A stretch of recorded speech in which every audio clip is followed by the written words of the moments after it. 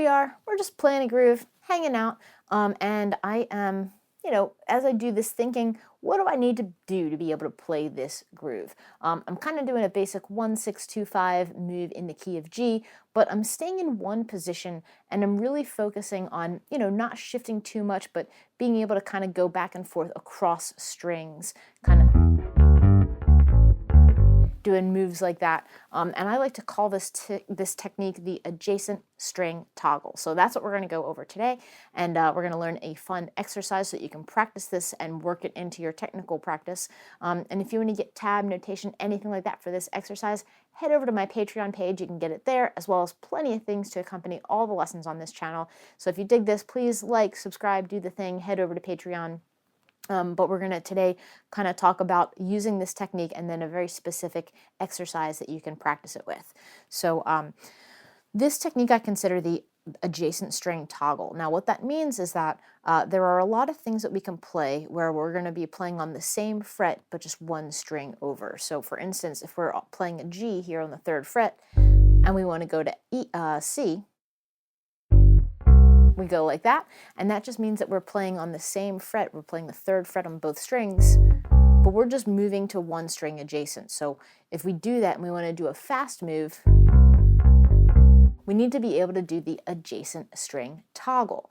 Now, this is really helpful because, a lot of times when we're playing things, we're going to move in the interval of a fourth, which on our fretboard, if we think like 1, 2, 3, 4, 1 to 4 is that adjacent move where we're playing basically a G here on the 3rd fret. We're walking up to C, which is also going to be on the 3rd fret.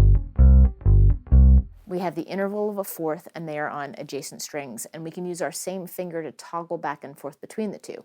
Now some people will kind of go and turn their hand sideways and go basically like one note with their middle finger, one note with their ring finger. That's not necessarily the most efficient thing for us. So if we can figure out how to get one finger to kind of cover the ground of 2 strings, that's what we want to do. So to do that, we're going to think about using our fingertip for the thicker string that we're trying to play. So in this case, our E string.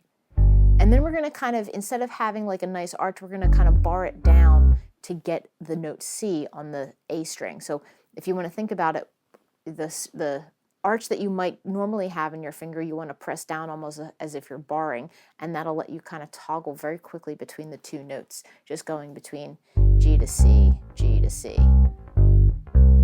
Now, a way to practice this is by using our major scale. And because this kind of move naturally occurs when we play the interval of a fourth, we're going to play our G major scale in fourths, meaning we're going to go G and then a fourth away from that, which will take us to C. Then we're going to go to the next note of the scale, which is going to be A, move a fourth to D. So now we're basically going 1, 4, 2, 5. We can keep moving up our scale and go 3, 6. And so basically, as we do this, we're now practicing this technique using our middle finger, our pinky finger, our index finger. Now we're going to keep going. We're going to get to the ring finger, but that's going to be in there too. But the cool thing about it is this is a great way to just kind of take a scale, play our scale in fourths, and practice this technique. So it's also going to be pretty consistent across the whole scale, except for one place, which we are just about to get to.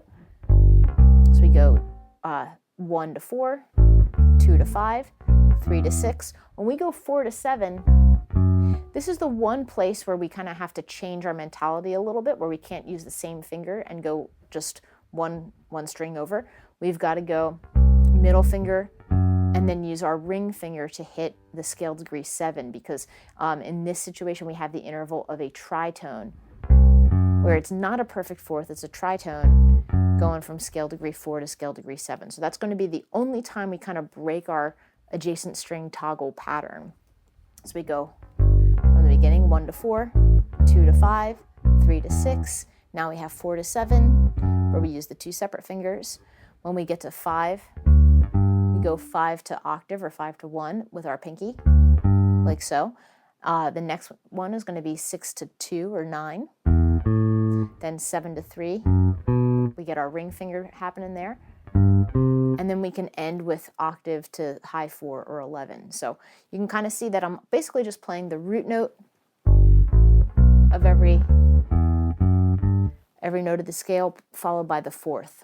Root fourth, root fourth, root fourth, root tritone, root fourth, root fourth, root fourth, root fourth. Another great way to think about this is if you think 1 to 4 right next door.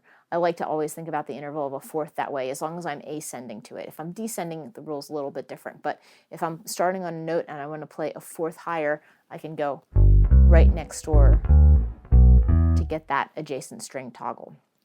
Now, if I descend the exercise, I'm going to do the same thing, but now I'm basically going to go 4-1. So I'm just going to play everything backwards, starting with my pinky, ring finger, index, pinky. Here's that one little mishap where I've got to go ring to middle. Then I resume with my index, pinky, middle. So this is a great thing to practice both ascending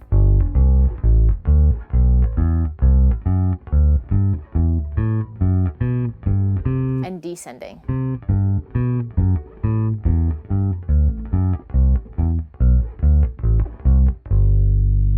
Now, as you do this, I highly, highly, highly recommend using a metronome, because that can really keep us accountable for time, and it's just good to, get comfortable playing something and doing it in time. But you can also play a fun game with it where you can start really slow, and then you can kind of see how fast you can get working with your metronome, and you can kind of breeze through this. And the important thing is that, this is something that you want to start slow, but then you want to try to get some speed with, because a lot of times when we integrate this concept into a bass line, it's something that's like a fast move, like a lot of times we'll be doing something like,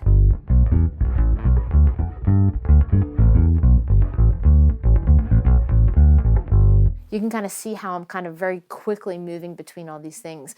So it is something that's great to kind of work speed into and boost that tempo on the metronome as you practice. So again, if you want to get comfortable with this, do it with the metronome.